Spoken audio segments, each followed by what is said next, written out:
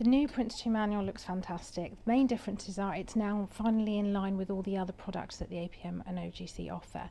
So for example, if you're thinking of going on from project management into program management, now the manual kind of looks pretty much the same, so you can go from one to the other and it's a nice smooth transition.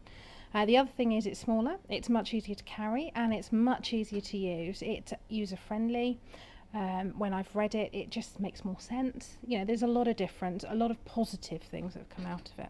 Oh, in an overview, not a lot, but I think the main thing that's changed is the focus. I think it's become a lot more usable, lots of really interesting diagrams, it's a lot more helpful, doing away with a lot of the very structured things. We used to have sub-processes that were labelled SU1, 2, 3, etc. And now it's much more about activities. So I think the flow's changed, I think the relevance has changed, and I think it's a lot more readable. The manual's got thinner. That was a real big problem we had with the previous release, was you had to almost carry around a whole separate suitcase just to carry the book. But now it's sort of condensed into more manageable chunks as such. The new PRINCE2 manual isn't hugely different from the old one. It looks a lot better, it feels a lot better, it's lighter, it's easier to handle.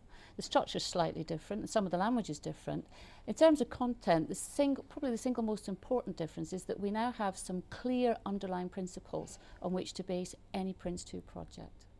The key thing for me in the manual is it's just far more user-friendly now. If I was picking up a copy of it, there's far more examples, practical application, there's more context just for a reader. The older manual, when you're reading it, it was quite heavy going. It's a lot lighter, but clearer in how to apply now as well.